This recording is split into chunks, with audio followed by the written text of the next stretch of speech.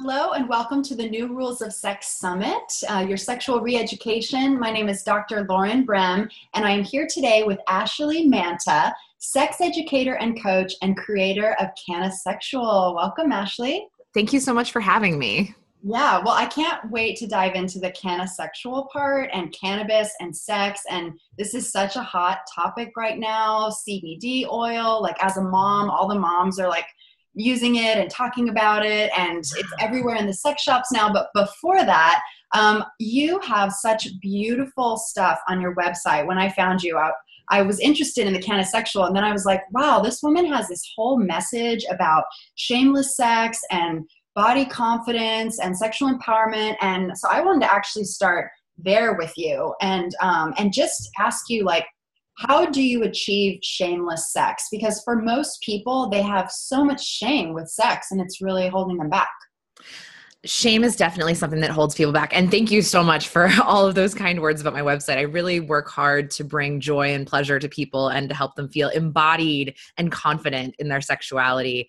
And so shameless sex is really an ongoing process. Like, we are bombarded with messages from the media every moment of every day telling us all of the things that are wrong with our bodies and what our sex is supposed to look like and how we're supposed to act and feel and all of the things. And that's a lot to filter out. And so it really takes like a cultivated, mindful practice and knowing that some days are going to be harder than others, and giving yourself permission to struggle on those days and to reach out for support and to practice self-care. But really getting to the point that I am as shameless as I am about talking about my sex life and having the kinds of sex that I want to have has been a process over the last decade. In little pieces and little ways. Yeah. So on that journey, I mean, the messages that are coming in are so below our level of consciousness. I mean, I don't think we can filter them out. You know, when we're watching TV and we're, you know, it just, all of it, like, we're swimming in these cultural waters and they just go like into our little porous bodies. And so how do we, you know, accept who we are in a world that's always giving us a message that we're not okay, or we're not good enough, or we don't look like, you know, said actress or whatever? I think the first step is really awareness about the agenda behind everyone who's sending you those messages. What are they trying to do? Are they trying to sell you something? Probably. Are they trying to get you to feel bad about yourself so you'll take an action? Probably. And so, like, checking, like fact checking and like vetting the messenger is a really important, like, first step. And like, who believes this anyway? Who benefits from me believing this? And also just cultivating a really positive relationship with your body and your spirit, and like learning who you are underneath all of the messages you've been given your whole life about who you're supposed to be. Like, throw that away and really have some like beautiful inquiry into what makes you so fucking amazing, because you are. You're absolutely wonderful exactly the way you are. You don't have to lose a pound. You don't have to add makeup. You don't have to dress a certain way or fuck a certain way. Like, really getting comfortable with just me is enough. And that might mean mantras. That might mean like talking about it in group format, working with a coach. Like, there's a lot of different avenues to getting to that point. But like, even just being aware that that's something to be working toward is such a powerful first step. Yeah, I agree. What do you think of Emily Nagoski's exercise of standing in front of the mirror every day naked and finding things you like about yourself? I love Emily Nagoski so much. She is an absolutely fantastic resource. If you haven't read her book, Come As You Are, it is one of the most powerful books about specifically vulva owner sexuality and moving through the world, and how to contemplate and deal with all the messages that we're given. But I love that exercise. Mirror work is so powerful. Yeah, I love it too, because I think what I see is so many people are afraid to look. Like, they're afraid to look. They're afraid to touch the wall. They're afraid to penetrate themselves with a finger. They're just so scared of what's there. And, you know, what we think and imagine is there is so much worse than the reality of it. So much. I also think who we surround ourselves with, like when you read books by people who are sex positive and you hang out with people, then you're balancing out all those messages. And sometimes you even have to avoid those, like certain billboards if they're triggering, or magazines. Like, I remember I used to read certain, you know, just regular magazines, and I'd feel so shitty afterwards. Like, nothing I do is good enough. Like, my clothes aren't good enough. Like, my car, like nothing. And I was like, I'm just not going to read those and, you know, get some different messages inside of myself. Definitely curating the media that you're imbibing and even the people in your life. Like, I didn't know, I wish someone had told me sooner that you can fire your family members and like I'm learning this. remove them from your life. Yeah. Mm-hmm. Very no contact. Like exactly. Contact. Yeah. Yeah, I had to do that with my mom. She is super toxic. She has an active addiction. She has a personality disorder that doesn't work with my very empath nature. Narcissists and empaths have this really interesting attraction, and we end up getting entangled with one another. And so I try to avoid narcissists like the plague because it triggers all of my, I can fix you, I can help, I can hold space, I can do all those things. Totally. I will love you until you love me back. And it doesn't work that way, it turns out. But I had to like actually cut my mom out of my life because she couldn't stop talking about my weight and my body. And it was concern trolling. It was, oh, honey, I'm worried about your health. You've gained so much weight. You know, that's not good for your body. And like, she's not a doctor. She's a travel agent. Like, she doesn't know. And doctors have such a problematic model toward people who are larger bodied. And even after I had lost a lot of weight, kind of unexpectedly through depression and poverty, like not for healthy reasons, she messaged me again and was like, you look fantastic, so skinny. And I'm like, Mom, I don't want any of those messages from you. I don't want you to comment about my body positively or negatively. Just don't. And she couldn't hear those boundaries and respect those boundaries. And so I was like, for that reason, you're chopped, you know, like I can't. Yeah. And the relationship between, I've been interviewed on this before, and I see it so much in clients with the sex and food and, you know, the body image and sex and food. So if there's already all this shaming around your weight and are you really going to eat that and all of that, you know, how did you then show up? And because sexuality also heals our relationship to our body. We get turned on, and then we release all this oxytocin, and, you know, all these articles say, oh, don't have casual sex because you'll fall in love with people. I'm like, when I have sex, I fall in love with myself. Like the arousal state, whether it's solo sexuality or others, it's like my body feels so beautiful, and like everything in the body, like it turns this beautiful color, and like your breasts perk up, and like it's this great workout and everything. But how do, you know, some people get stuck just trying, there's so much shame just getting into the act of solo sex or sex with a partner or anything is so hard. So what would you say to that? Well, it's actually a really good segue for cannabis, because I found cannabis to be really useful when I am reframing messages about my body and when I'm trying to develop a stronger and more powerful and more compassionate relationship with my body.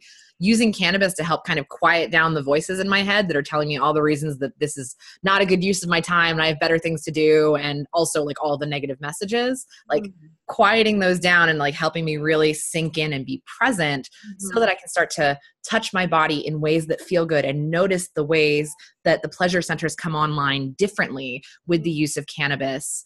And, you know, doing things like just taking a bath and being in the bath, smoking a joint, and like touching my body and finding new things that feel good, and just like experimentation, no agenda. I'm not trying to orgasm. I'm just exploring, and having that similar approach with a partner who is patient enough to really prioritize my pleasure and not just their own, and to say, what would feel good for you? What can we co-create together? And being really excited and engaged with me versus just like, we're going to do this and then this and then this, and this is the progression. And when I orgasm, we're done. Cause that's how the like very heteronormative model works. Yeah. I also think, like being where you're at that moment, and like if you feel sexier to like have your shirt on or like wear a bra or, you know, play out a certain, you know, play sex in a certain way, and then later as you develop more comfort or vulnerability or your arousal goes up or whatever, then you can explore new things. But I think people also, like, especially when I talk to women, it's like, oh, I need to like show up as this like liberated sexual person. I'm like, well, if you're not there, like, why don't you just start where you're at, which is just, you know, like touching your body with your clothes on, and, you know, beginning that like long journey of arousal that, you know, for a lot of people, it's a long journey of arousal. And it sounds like the cannabis helps sink you into the sensate focus exercises that sexologists have been doing forever, which is like, just bring your focus into your body. But we live in this time where the mind is like so powerful for people, the monkey Mhm. mind. And it sounds like one of this helps quiet things down for you.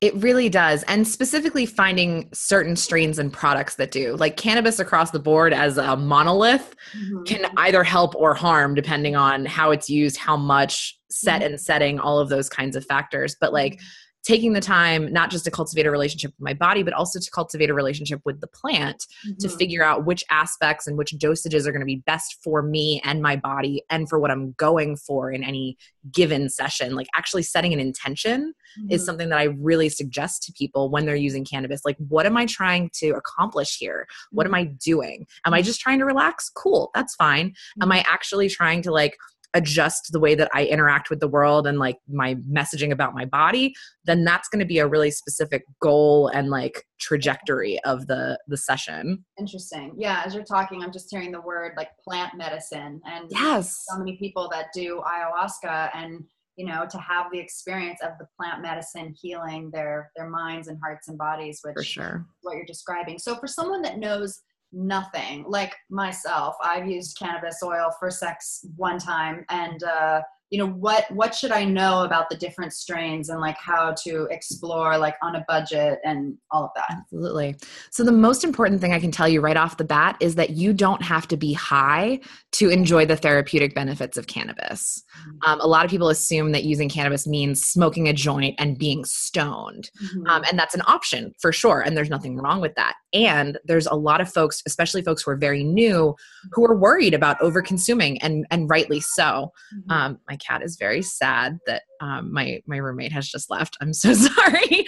Cat furs are super cute. So it's people have this really beautiful opportunity to figure out what works for them in a way that's not going to get them high, that will still address things like stress or pain, things like topicals or taking an infused bath, which is such a beautiful self-care tool. I'm obsessed with baths. I could spend like all day in a bathtub. And so that you could use like an infused Epsom salt bath and just soak in it and use that as like your first step toward feeling comfortable in your body. Because if you're in pain, if you're feeling, arthritis or any kind of chronic pain or even just acute pain, like you slammed your elbow the other day, it can be hard to enjoy pleasure and be present when you're distracted by pain. And so having those kinds of tools like a topical salve that you could just rub on or soaking in a tub, things like that are really great options. And people don't realize that you can use those things and that still counts as using cannabis. Yeah. And they also have topicals for genitals. Yeah. So that's a great place to start for the uninitiated. So where you don't want the do you call it psychoactive? Is that what psychoactive? Yes. Like for me, if I was to smoke a joint, even one puff, I would not be able to have sex. Like it actually turns off my sexual energy. Sure. So I know this about myself. So, but I tried the cannabis oil, and that was a very, there was nothing going on up here. It was just like warm, yummy sensation. So how does someone make sure that they're not getting the psychoactive? What words are they looking for? Or anything that says topical is not going to get you high. Anything that you're not putting into your mouth is not going to get you high, or smoking in some way. Things that will get you high are smoking, vaping, ingesting some kind of edible, transdermal patches, which are like Nicorette patches, but with cannabis. I have a really high tolerance, so I don't find them to be psychoactive. And there may be folks who have much lower tolerance who might find some mild psychoactivity through transdermal patches, but topicals, balms, salves, lotions, sprays that go on your body, not in your mouth, bath products, skincare products, those are all things that you can use that will not get you high. And also CBD. Yeah, cannabis and CBD. And then I want you to talk about the difference between that and THC. Yes. So we're going to get nerdy for a second. Okay. CBD stands for cannabidiol, which is a compound in the cannabis plant that works with your body. Your body has an endogenous, so it's in your body, cannabinoid system that interacts with the compounds of the plant. Okay. And so CBD doesn't react with receptors that get you high. It only gives you the like relaxing, anti-inflammatory, antispasmodic kinds of effects. It also works with THC and it counteracts the effects of THC. So THC, tetrahydrocannabinol, is the psychoactive one that we hear about. It's actually delta 9 THC is the active form of THC. And that is the one that interacts with your CB1 and CB2 receptors. Those are your cannabinoid receptors in your body. And it gives you the psychoactive effects in addition to like appetite stimulation, feelings of euphoria, vasodilation. THC opens up your blood vessels. It's why your eyes get bloodshot when you smoke.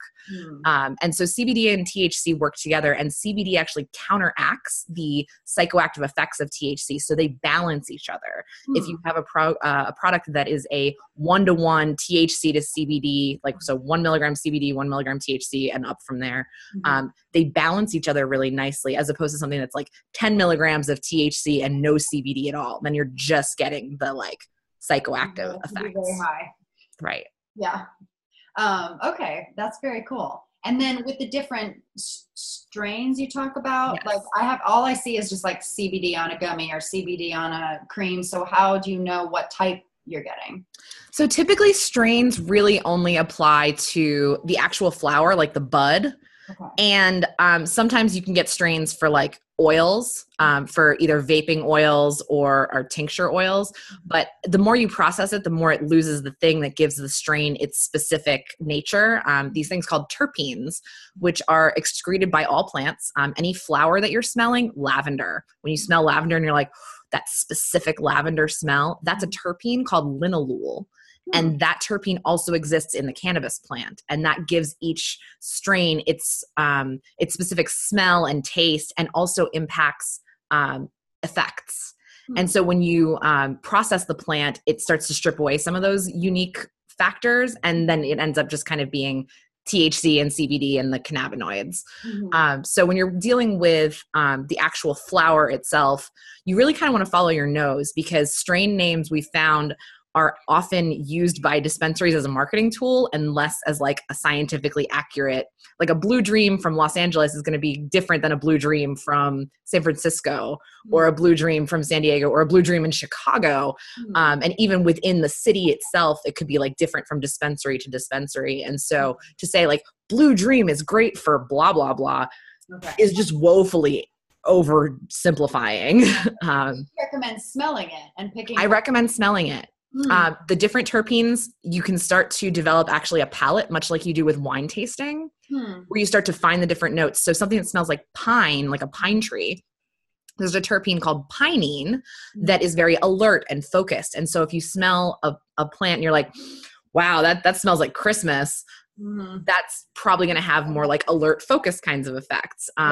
Limonene, which is also found in orange oil, is like euphoric, anti-stress, antidepressant, and like uplifting. And so that's going to be more up. Whereas something like insects, like do you feel it like change the? I do. And there's a mindfulness to it. Like it takes practice to start to notice those effects, because they are sometimes subtle. But especially if you're very, very sensitive, if you're new, if you're not a regular consumer, those effects will be much more pronounced, and you'll be like, "Ooh, I feel real buzzy," and like, "Ooh," or wow, I feel really sleepy right now." And starting to figure out like, okay, so sleepy, that's going to be good for cuddling. That's going to be good for like maybe sensual touching and like making out and eye gazing, but something that's more like buzzy and peppy might be good for like that pounding kind of sex. And so you start to kind of categorize for yourself what works for you. You could sort of like energize your sleepy sex partner, because you're like, exactly. Yeah. It's like I'm taking a shot of coffee. Or calm the anxious.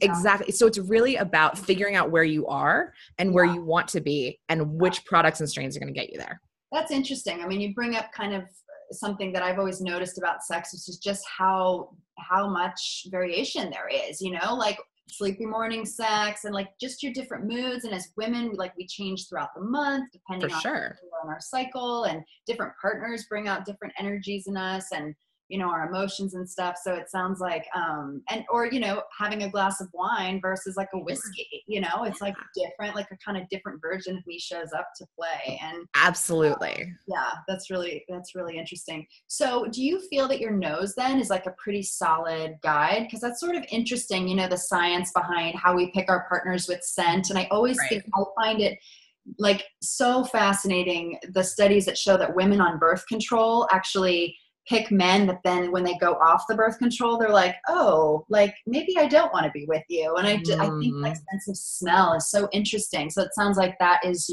how you guide your choice. The scent is a really important component. Lab results are also useful. Hopefully your products are actually being tested by a lab to make sure they're free of pesticides, molds, and any other kind of creepy crawlies that you don't want in your medicine. But also the cannabinoid and terpene breakdowns of like, it has this much THC, this much CBD, this much CBG, this much CBN, which is a sleepy. We can get into that in a second. Okay. And then here are the terpenes, like the top 3 or 4 terpenes that appear. And so you can see like the actual breakdowns. And if you don't have that kind of time or access, if you live in a prohibition state, using your nose is actually a really, really useful, like getting you on the right track. Very interesting. Yeah. So now you've explained the THC versus CBD. Like for me, I don't want the mental trip, so I would want to go that, but if you wanted that, but then you brought up another piece, which is the sleepiness. Like tell me more about that. So what's interesting about THC is that it degrades over time. Okay. So it becomes CBN, which I cannot remember what CBN stands for off the top of my head, to be honest with you, but it becomes CBN, and CBN is a sedating, sleepy cannabinoid. And so no matter how buzzy something is when you get it, 6 months later, it's going to be sleepy. And so if you have weed that you've had for 5 years, no matter how buzzy and up and focused it was back then, these days it's probably going to be pretty relaxed. So you also want to keep in mind, like, how old is this product that I'm smoking? And that's specifically with flower, that it degrades. Whereas once it's processed, you're pretty much so golden. You're saying it's sleepy, like you would smoke it and feel very tired. And like go to bed. Wow. Or be on your couch and Netflix and chill, but not necessarily conducive to sexy fun times. Yeah, you're like, where's that hyperactive sex partner I was expecting? Yeah. Right. Yeah, suddenly you're like, let's just touch each other, okay? Like okay, that's really interesting. So like I could just walk into a dispensary. I live in LA. Like I could just walk in and get stuff. Is that true? You can. Now that California has passed Prop 64, recreational cannabis is available to adults in California. It comes with a pretty hefty tax, so that is something to keep in mind for the budget conscious.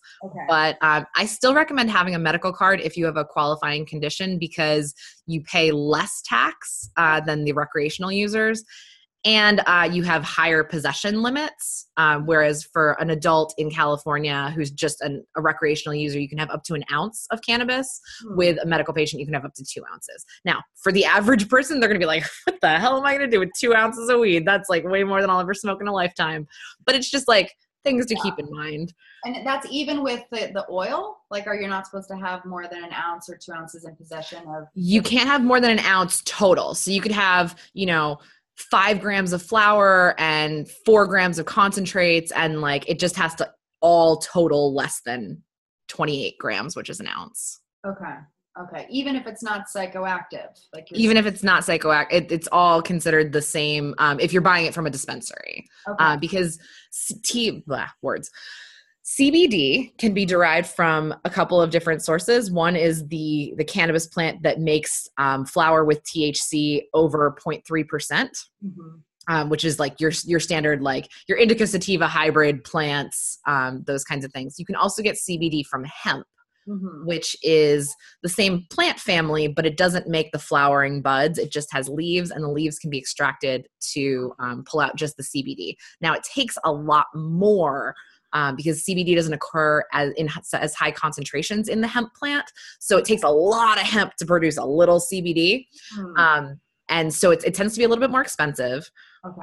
But you can get it. The legality of CBD is getting questionable because it's technically Schedule 1. So there have been some federal courts cracking down on CBD being sold in stores. They're saying that no, that shouldn't be sold in stores. It's federally, you can't cross state lines, all those kinds of things. Like in prohibition states. And so it's getting a little complicated, but yeah, I would keep an eye on the possession limits for whatever you have that's cannabis related in your possession. And if you live in a state where it's not legal, you can't order it from another state and have it shipped to you. You'd have to like drive. You could do that for a long time. And some companies are still doing it, but it seems like it's getting less because of the like gray area of legality. Also, I'm not a lawyer. I don't play one on TV. This is not legal advice, just to throw that out there. But it's complicated. Check the laws in your area. Certainly follow them. I would never advocate participating in activities that could get you arrested. Right. Yeah. We don't want that. We don't want that. But yeah, like check with a lawyer, check your local regulations, see what the rules are and follow them. If it's not legal in your state, can you still get the genital creams with the CBD in them in those states? If it's not legal in your state, it's tough to get anything. It's not impossible. There are certainly companies that ship to prohibition states that are CBD only. Foria is a company that has CBD that is my understanding they ship across the country. Okay. And at any point that could get shut down if the government decides to be a pain about it. That's crazy. You know what really got my attention with CBD, because I just kind of you hear things but what really got my attention is I also work with children doing a craniofacial therapy with newborn babies and kids. And I had a child brought to me who suddenly started having seizures, and the Western doctors were ready to put her on this really powerful medication for life. And her parents got her some craniofacial therapy and some CBD oil, and she's never had another seizure. And she had 2 in like a week or something. And that's incredible. Whoa, like that is, and yeah, just to know that calmed her little brain or her little nervous system down enough. And heard so many stories with pain reduction and other sort of incurable illnesses being, symptoms going away with this plant medicine. So it's absolutely really cool. Yeah. There's so much potential. There's actually a nonprofit organization in Los Angeles called Canna Kids. The CEO, Tracy Ryan, has a young daughter named Sophie who has a brain tumor. And she's been using cannabis to keep the tumor from growing, to help her recovery. And it's miraculous. And they're doing studies because like we have very limited science on cannabis because of the illegalities and because it's really tough to get funding for cannabis studies, especially with regards to sexuality. We have almost no science on that.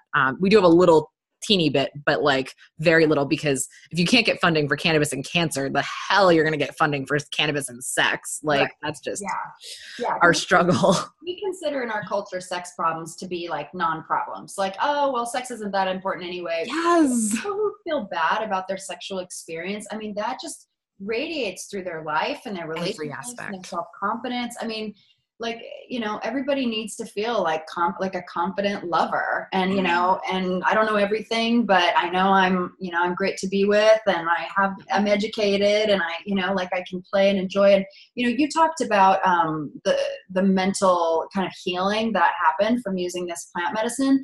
Could you talk with me about the physical? Because, a lot of people that I coach, they're not getting pleasure from sex. They're showing up and they're like, things aren't turning on, and there's a lot of different approaches to that, but I wonder what yours is using, the canosexual approach. Yes, absolutely. So that's actually what led me to creating the canosexual brand and philosophy, because it really is a philosophy. People hear canosexual and they think it's a sexual orientation.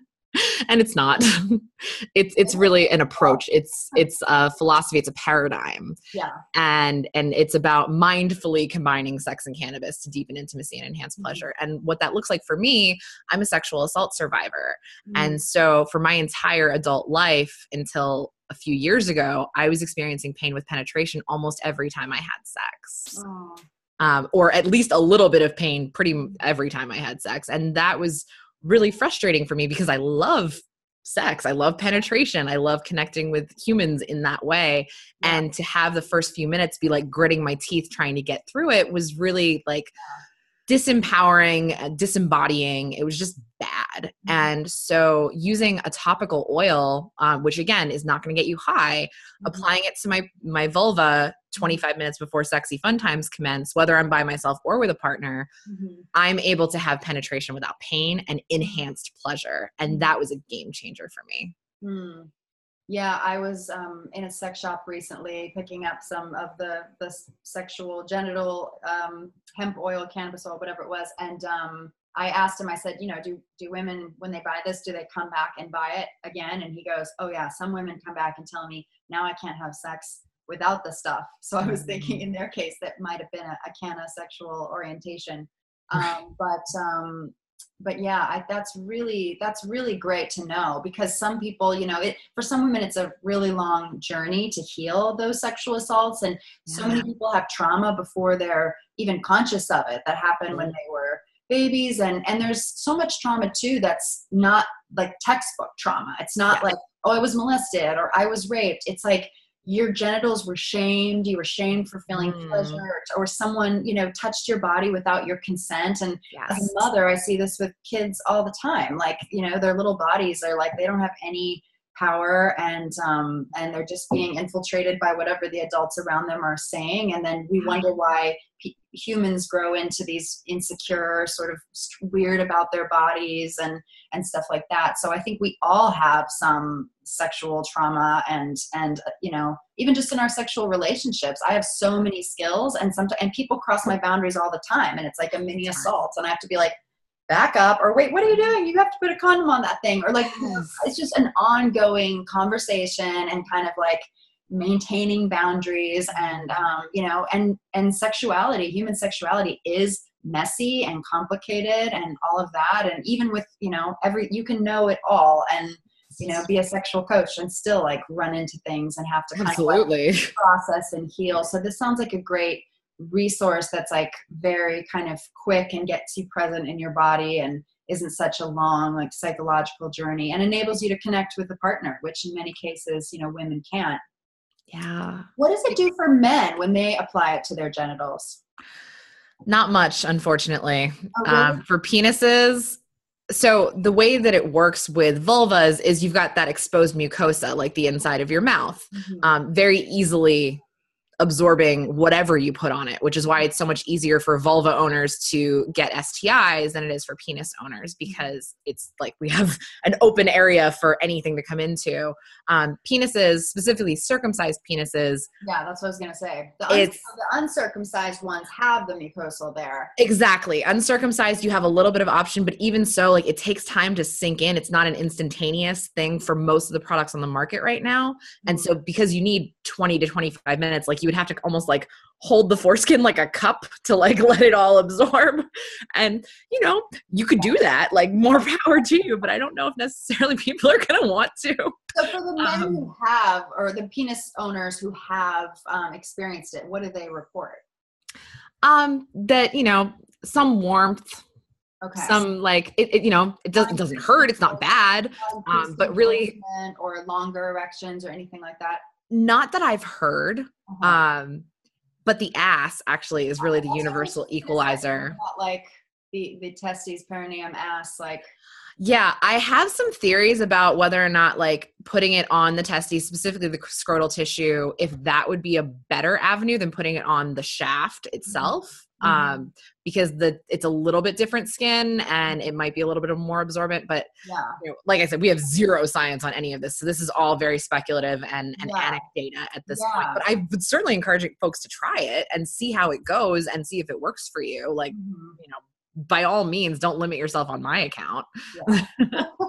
Yeah, that is the other fascinating thing, is just how we all respond to things so differently. And and even change throughout our lives, and one stage of life. Oh, for sure. And then another. Have you talked with many women postpartum who have used the CBD oil or the THC? I have spoken to a few folks who are at various stages in their menopausal journey. I generally refer out because like I'm 32, like I don't have a whole lot of personal experience with menopause because I'm still, very much in the not menopause time of my life. Yeah. But what about like postpartum, like after pregnancy? I'm sorry, postpartum. You said postpartum, not post. No, but we can talk about menopause too, because that's all. Yeah, that's a thing.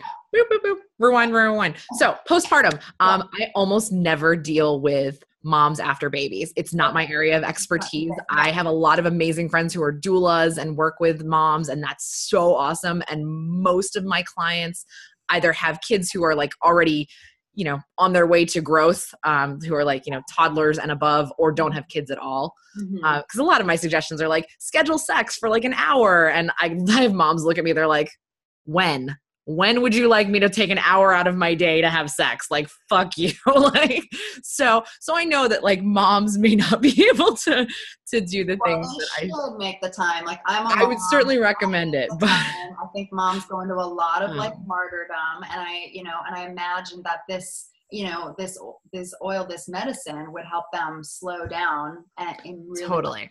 And there are some folks in the cannabis industry who work directly with moms, the cannabis mom, the marijuana mama, mommy pot, something like that. Okay. I can certainly send you resources. I'm a big fan of referring out to folks who know things that I don't. It's all about collaboration, not competition. But from what I understand on like a holistic level, for the things that happen postpartum to your body, healing, especially if you've had vaginal delivery, healing that tissue, really taking care of it, helping get supple again, and healing any scar tissue that might. Even women that have C-sections will often report even like their vaginas like contracted shut. It's like, so like that, the fear and all of the things that women go through with that show up in the pelvis in all of these different ways. So I imagine that would be very cool. And absolutely. I think there's a lot of opportunity for postpartum women, or postpartum individuals, since we know that not only women can give birth these days. I know we have to keep it's not my area of expertise, because I am completely child free and plan to remain so that's like, it's an area of sexuality that I'm just not as well versed in. I won't ever know. What about what you're going to say about menopause? So menopause is also an area of, I'm in this like really cute, like middle ground of like not babies, but not menopause. Yeah. But when Foria was created originally, which is like the big name in the cannabis industry for topicals, currently I'm actually in the process of developing my own cannabis oil, and I will soon be an amazing alternative. But they developed it for postmenopausal women who are experiencing dryness, tissue atrophy, pain with penetration, who are looking for enhanced sensation.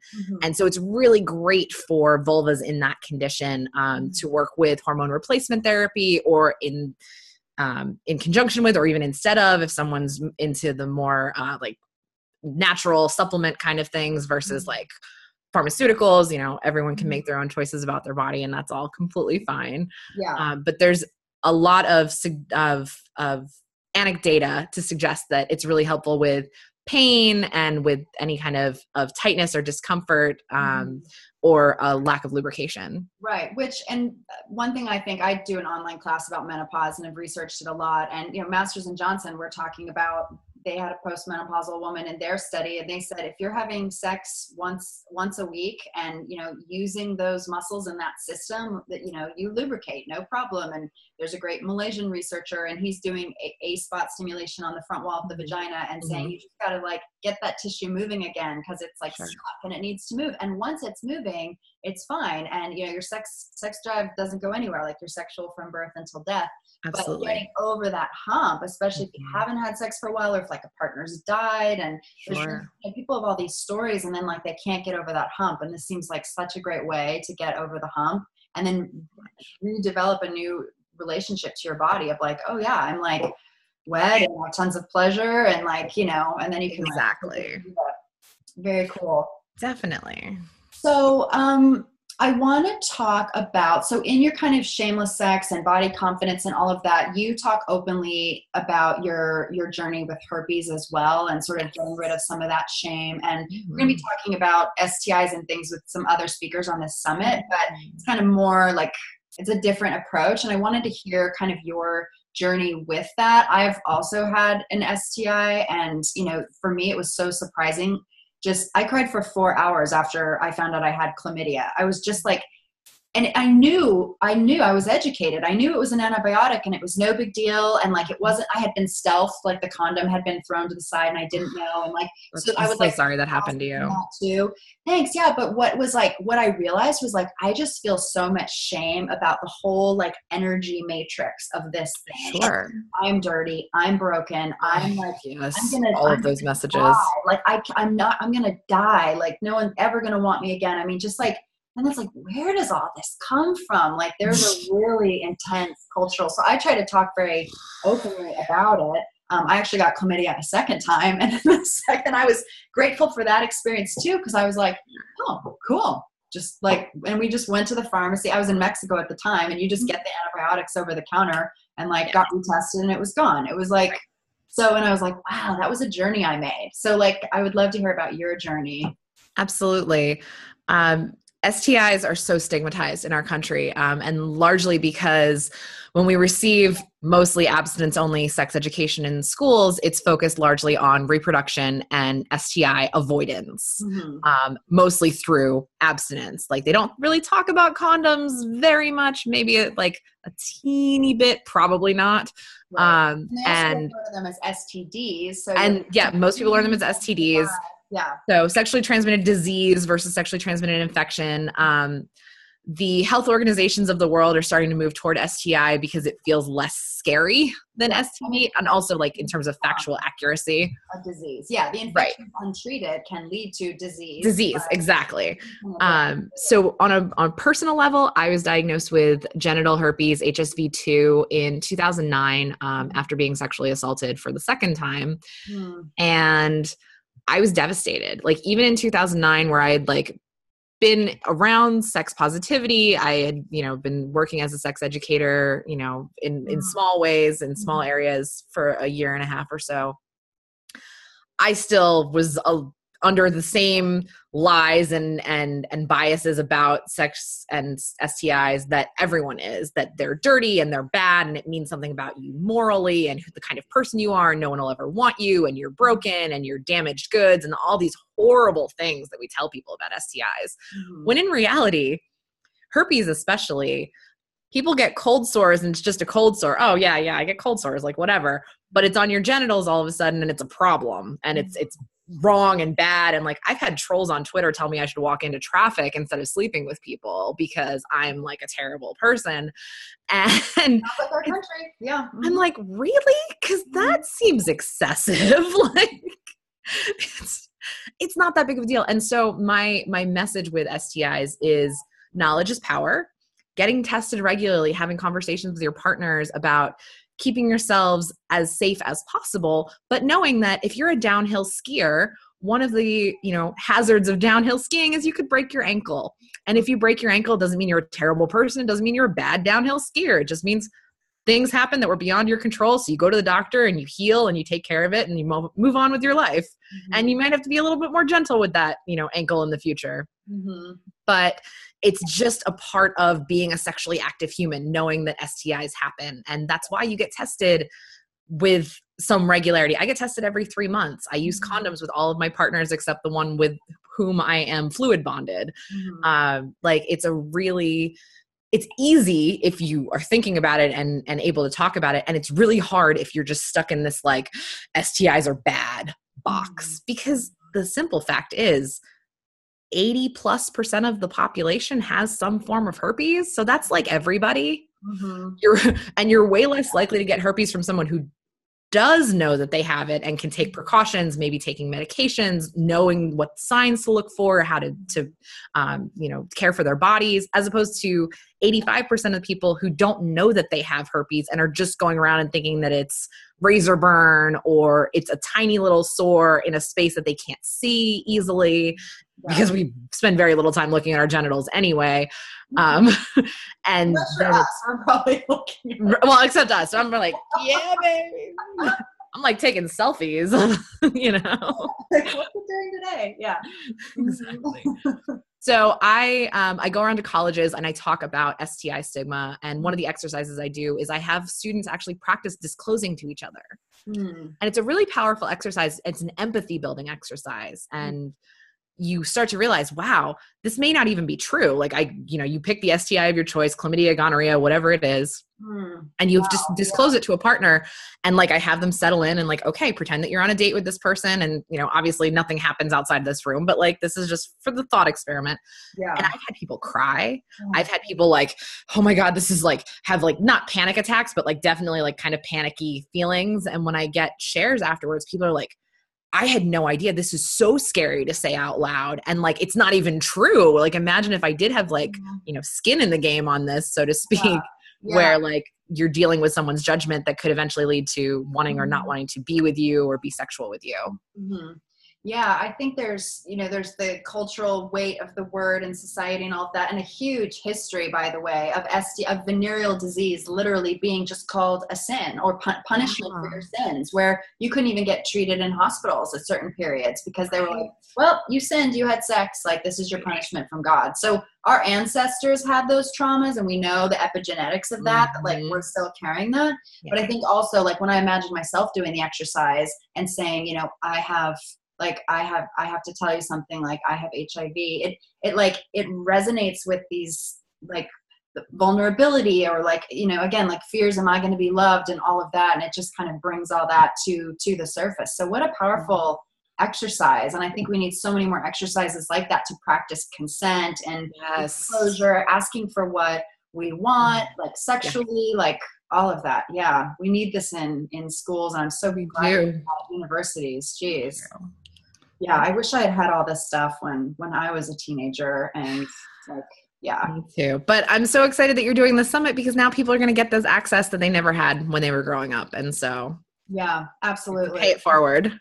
Yeah. Yeah. And education goes so far, like you said, and using condoms. And I talk a lot in my first book, The New Rules of Sex, about, just taking care of your body. Like, we say self-care, and then we're like, oh yeah, it feels nice. But when you actually sleep and feed yourself well and exercise, you actually, and have sex, because that's an immune booster, you have a stronger immune system. And we come across different microbes all the time, and it doesn't mean you get it every time. Like my daughter and I, we have killer immune systems, and we've been around people who are super sick, and I'm like, I know I'm going to be fine. And most of the time I am. And it's the same with our our like when we feed ourselves and nourish ourselves and psychologically are healthy, which that there's so many ways to achieve that. Our immune systems can like kick butt in the immune sex scene. So yeah. Absolutely. Cool. Well, this has been so fun chatting with you, and I would love for you to share with people how to, learn more about you, or what you offer online. Absolutely. Thank you so much for having me. So you can find me on my website, ashleymanta.com. That's Manta like Santa. Okay. And you can find me on Twitter at Ashley Manta, Instagram at Cannasexual. That's CANNASEXUAL. And if you want, I am a sex coach. I work with clients one-on-one or in a couple setting, and all of my clients are via Skype. So it doesn't matter where you are in the world, we can work together. And if you mention that you found me through the summit, I will give you a discount on your first session. Woo-hoo. Cool. Thank you for that. Yeah, absolutely. Awesome. Well, this has been so much fun, and thank you for all your wisdom and all the work you're doing. And I hope that more people can, just feel more shameless in sex after hearing this, more permission to just be free and play, and that cannabis can be a helper in that. I'm having the best sex of my life, and you can too. Awesome. That's a perfect ending. Okay. Thanks so much, everyone, for joining us, and we'll see you in the next interview. Bye-bye.